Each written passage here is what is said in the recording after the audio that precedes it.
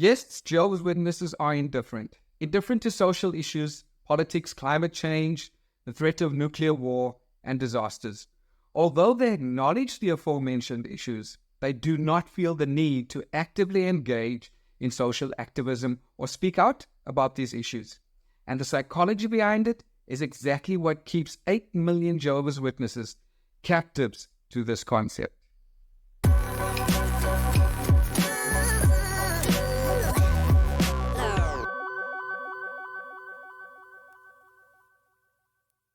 Mutually assured destruction, a doctrine of military strategy and national security policy which says that a full-scale use of nuclear weapons by an attacker on a nuclear-armed defender with second strike capabilities would cause the complete annihilation of both the attacker and the defender. The Cuban Missile Crisis of October 1962 was a direct and dangerous confrontation between the United States and the Soviet Union during the Cold War, and was the moment when the two superpowers came closest to nuclear conflict. It was a close call, maybe the closest call in human history. For 2 weeks in October 1962, the world teetered on the edge of thermonuclear war and the end of civilization as we know it. For Jehovah's Witnesses, their beliefs are deeply intertwined with their worldview on these critical issues. Central to their teachings is the idea that Jehovah, their God, will restore the earth to a paradise state. This doctrine profoundly influences their perspective on environmental concerns and the fate of our planet. I remember going from house to house in the 80s telling people about these threats, but telling them that God would not allow the total annihilation of the planet and humans. They are known for their strong sense of community, but that community only extends as far as their fellow members.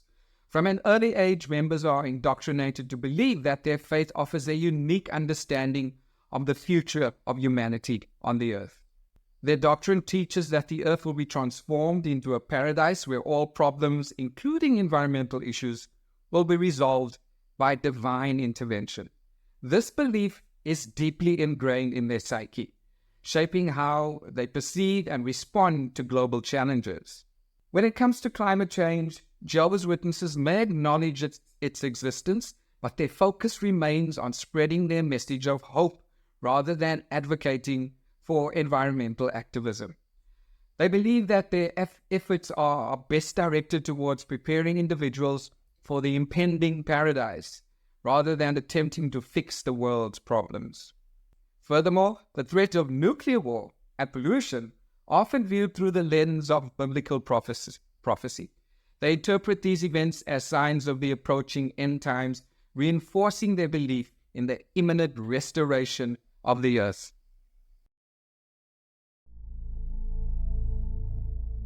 I am no part of the world, but is the world a part of me? I'm pressured every day to get involved in political issues that affect me socially.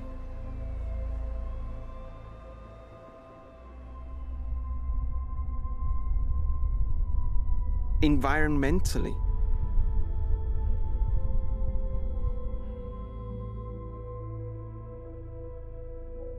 And economically.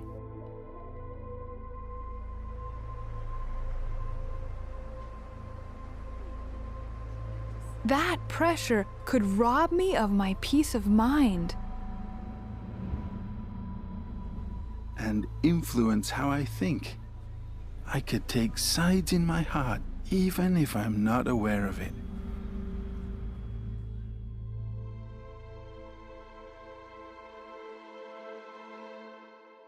But I know that Jehovah will care for all of mankind's concerns.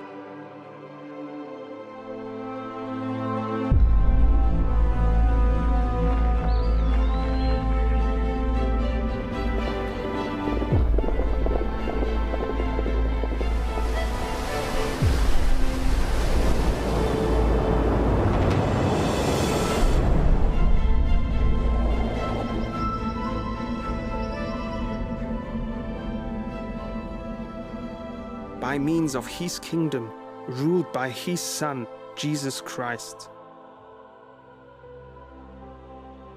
I show my support for him in my prayers. In how I think and feel.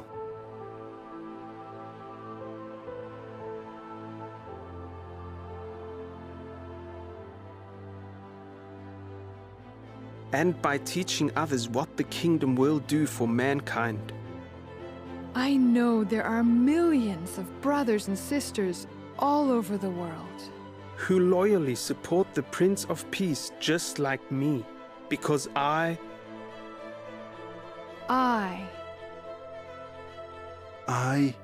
am no part of the world.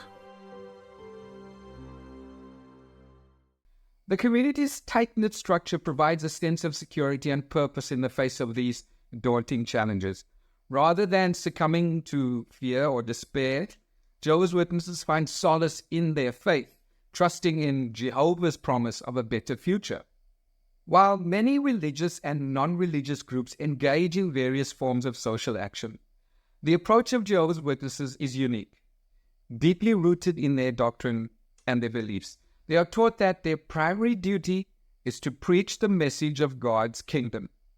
They believe that by doing so, we were fulfilling a crucial role in God's plan for humanity.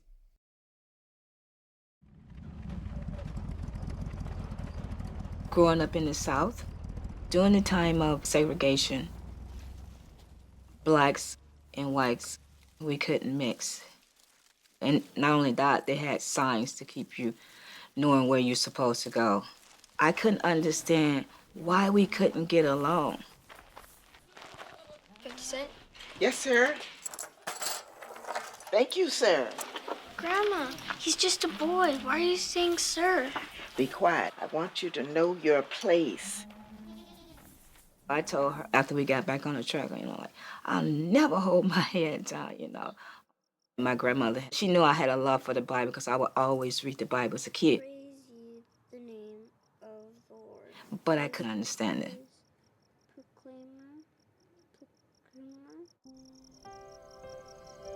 I used to pray, what makes us so different? Why we can't live together? I met a group, and this group was like what I really wanted to be in. It was about politics. They said, we're fighting injustice, and when they said that word injustice, it was like, yeah, this is what I want to be in, right? Be part of something that can change and make people united, right? That was my goal.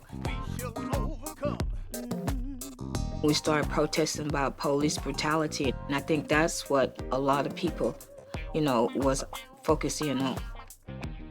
I liked some of the things that they was doing, but they trained us every day in military training, learn how to use weapons and stuff like that.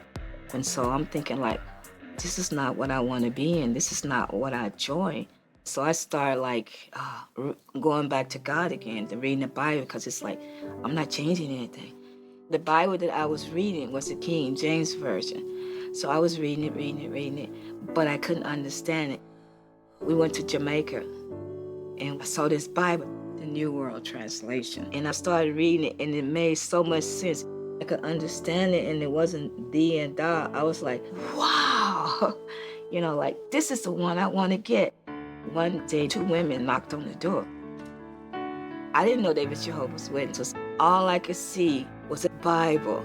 And I said, where did you get that Bible from? And they said, well, okay, we'll bring you one. And they did. So they brought me the Bible, but I didn't know I was going to have a Bible study come along with it. The first time I went to a convention of Jehovah's Witnesses, it was 10,000 people. When I go in there and I see all these different faces and different colors, it's like Jehovah showing me hey, Rafika, remember you asked me about all different people getting together and being one? See, I'm not partial. They do get along. We are unified. And it just made me feel so good inside.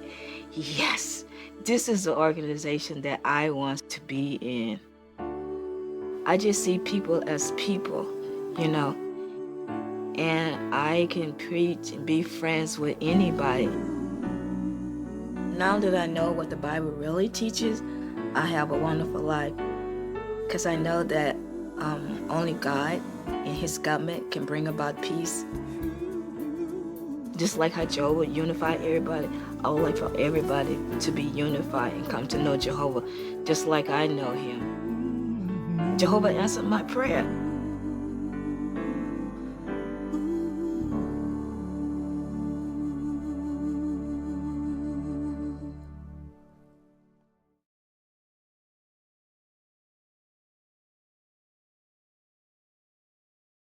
Nice reference to the Black Panthers in that video, Watchtower.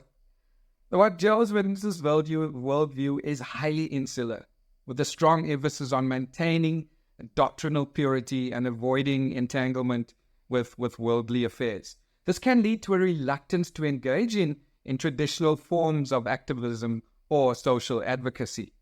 Articles like this one demonstrate how people who once were social activists fall prey to the rhetorical fallacies of Watchtower doctrine. The article reads as follows. It is entitled, "I no longer feel that I have to change the world. My past. I have loved nature ever since I was a child. My family often enjoyed outings at the fascinating forests and beautiful lakes that surround our hometown of Jyväskylä in central Finland. I'm also an animal lover. When I was a child, I wanted to hug every cat and dog I saw. As I grew up, I became disturbed by the way people often abuse animals. In time, I joined an animal rights organization where I met other like-minded people. We actively campaigned for animal rights. We distributed information and arranged protest marches and demonstrations against fur shops and animal testing laboratories. We even formed a new animal protection organization. Because we took radical measures to try to further our cause, we were often in trouble with the authorities. I was arrested and taken to court several times. In addition to my concern for animals, I was troubled by other problems around the world. Eventually, I became involved with a number of organizations, including Amnesty International and Greenpeace. I focused on all my energy on supporting their activities. I advocated on behalf of the poor, the starving, and other less fortunate people. I gradually realized, however, that I could not change the world. Even though those organizations managed to get a few small problems corrected, the big problems only seemed to get worse. It was as if the forces of evil had swallowed up the whole world and nobody cared about anything. I felt powerless. The article goes on to state, about this time, I found a coupon for the book, What Does the Bible Really Teach? And sent it in. Soon, a witness couple came to my door and offered me a Bible study, which I accepted. I also began to attend Christian meetings at the Kingdom Hall. As a result, Bible truth began to take root in my heart. Thanks to the Bible, I was able to make a lot of changes. I quit smoking and overdrinking. I cleaned up my appearance and speech, and I adjusted my attitude towards secular authority. I also abandoned my immoral lifestyle, an area in which I had been very liberal. The hardest change for me was developing the correct view of civic organizations. It didn't happen overnight. At first, I felt that I would be betraying these organizations if I resigned. However, I came to appreciate that God's kingdom is the only real hope for our world. I decided to throw all my energy into supporting that kingdom and helping others to learn about it. As an activist, I used to divide people sharply into two groups, either good or bad, and I was ready to act against those whom I considered bad. But thanks to the Bible, I no longer feel strong hatred for others. Rather, I try to cultivate Christian love for all people. Among other ways, I show this love by sharing the good news of God's kingdom. I'm glad to see how this benevolent work promotes peace and happiness and gives people real hope. I've gained peace of mind by leaving matters in Jehovah's hands. I'm convinced that He, as the Creator, will not allow animals and humans to be mistreated forever, nor will he allow our beautiful earth to be destroyed. On the contrary, through his kingdom, he will soon repair all the damage that has been done. This is an example of the Watchtower's special pleading. Special pleading is used to rescue a proposition in deep rhetorical trouble. It consists of statements such as, "It is not for us to know the way of God." Watchtower appeals to special pleading when a person questions its doctrine with terms like, "Wait on Jehovah." Don't question Jehovah, or to describe disagreement as a sign of immaturity. The expression, "wait on Jehovah," is a special plead that is used when the Watchtower Society has not provided a logical answer to a question. Such an expression blames the person raising the questions of being unfaithful, when in reality it is not Jehovah being questioned, but the logic of a human organization. For example, a common question witnesses struggle with is, why would a loving God destroy billions of people at Armageddon for not being Jehovah's Witnesses? Typically, a witness may use this special plea: "It is not for us to question Jehovah's justice." In reality, this is a valid question that highlights a major flaw in Watchtower doctrine. It is not the justice of Jehovah being questioned, but an unrealistic doctrine. Another doctrine that requires a special plea is that the earth, together with the sun and the moon, will remain forever, according to the Watchtower Society. It is impossible for the earth to remain forever, as the sun only has a finite period of time before the matter fueling it is consumed. The Watchtower makes the plea that God will refuel the sun. It states, "The great creator of the universe, the supplier of the energy that keeps it running, the provider of the nuclear fuel that has kept our sun burning for billions of years, yes, the maker of man himself, has promised that he will provide the fuel to perpetuate human lives forever on this earth. It is his divine will to do so." That's according to a Watchtower of 1961, February 15th. There is no Bible promise that God will fuel the sun. This imaginative solution is a special plea, as the writer finds no better solution to support the unfeasible Watchtower doctrine that this planet Earth will remain forever. If an all-powerful God had intended this planet to remain forever, he could have created nature in a sustainable way rather than be forced to interfere with his own universal rules sometime in the future. Jehovah's Witnesses are taught to trust in the authority of the governing body, who provide the guidance on how to interpret Scripture and navigate the challenges of the modern world.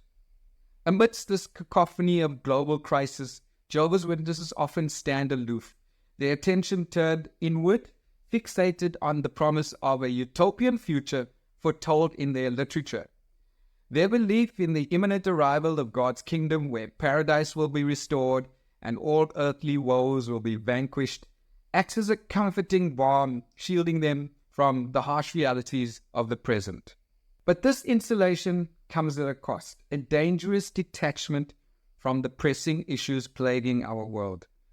While wildfires ravage forests, oceans choke with plastic, and the glaciers melt into oblivion, Jehovah's Witnesses remain unmoved, their gaze fixed on the distant horizon where salvation awaits.